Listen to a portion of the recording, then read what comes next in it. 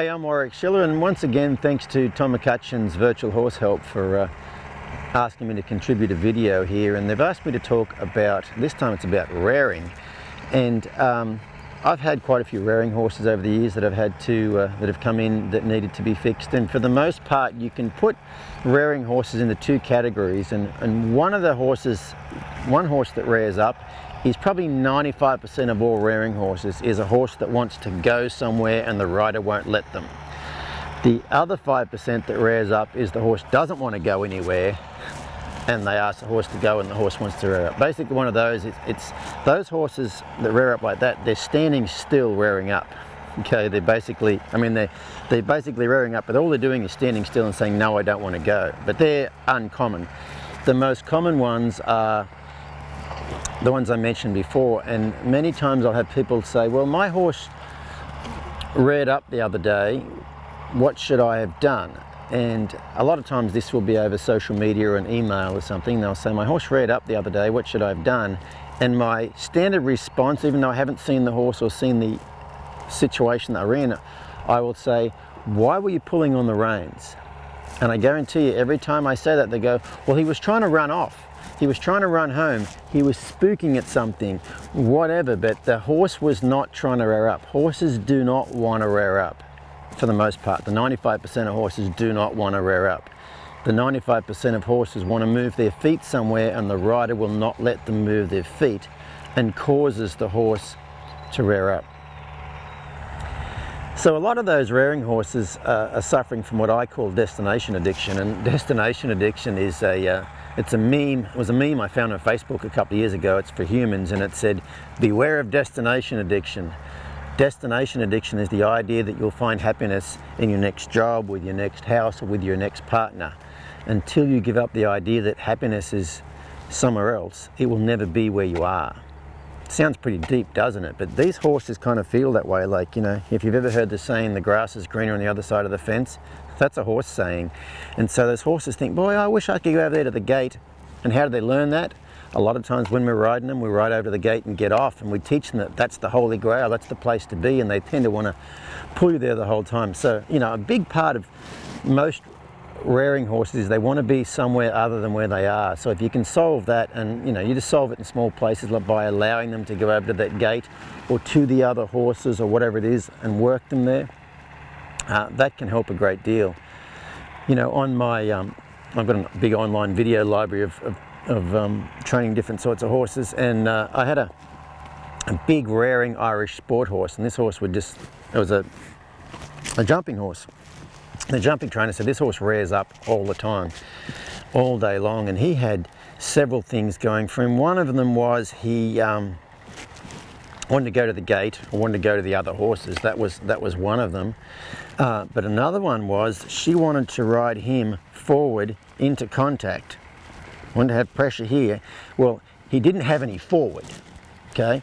You ask him to go forward, there was no forward, okay? But the other thing he didn't have was, he didn't have any responsiveness to anything on his face right here, okay? So he had three problems going for him. He wanted to go to the barn, he didn't want to go forward, and so she wanted him to go forward into contact. And so there was a number of reasons for that one right there. And I didn't really have him ever rear up with me, but boy, he would kick out a lot because he did not want to go forward. He just had no forward, you know. And so that's probably a big part of your rearing problem. Most people's rearing problems is wanting to be somewhere else. And if you can take care of that, it will take care of so many different things. And if your horse is a habitual rearer, like they tend to rear up for whatever reason, maybe it's not wanting to go to the gate, but it's something like, I don't want to move my feet. I see those at clinics a lot. And the place I fix them is on the ground, but I've had so many horses at clinics that want to rear up a lot. And for the most part, those horses rear up because it works. The person asks them to go somewhere and the horse rears up and the person steps backwards and away from them. And if you just, you know, on the ground's the easiest place to fix a horse rearing up. And if you think about it, a lot of people get all weirded out about their horse rearing up on the ground. But if this horse was, so I'm going to stand right here. If this horse reared up right now, his shoulders or his front feet would go from here to here. He would actually be further away from me than he was when he was standing still. And a lot of people, what they'll tend to do is their horse rears up and they go, oh my goodness, and they step backwards, and when they step backwards it draws the horse to them, and then they say, dear Warwick, my horse rears up and runs at me. I don't think I've really come across maybe one horse in all my travels that actually would rear up and come towards you. Most of the time the horse rears up and the people step backwards and lead the horse towards them. So just think about, if your horse rears up on the ground, all he's doing is, just try to think about it this way, he's standing still on his hind feet, okay? This horse is standing still. If he reared up right now, his hind feet would still be in the same place and he would stand up. And so a lot of people get really emotional about the whole rearing up thing on the ground. It's not a big deal. He's just standing still, rearing up. Whatever you are asking, keep asking it until he moves his feet, and then stop asking. That's probably the big thing with that right there.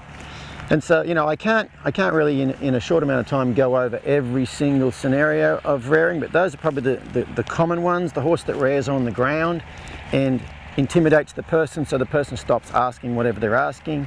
And then the other one under saddle is the horse that wants to go somewhere and the rider doesn't let them. And if you've been around this reining stuff very long, the big thing about getting a reining horse to do the things that we get them to do is we have to allow them to make mistakes. You know, we can't micromanage them. If the horse wants to go to the gate, you let him go to the gate, okay?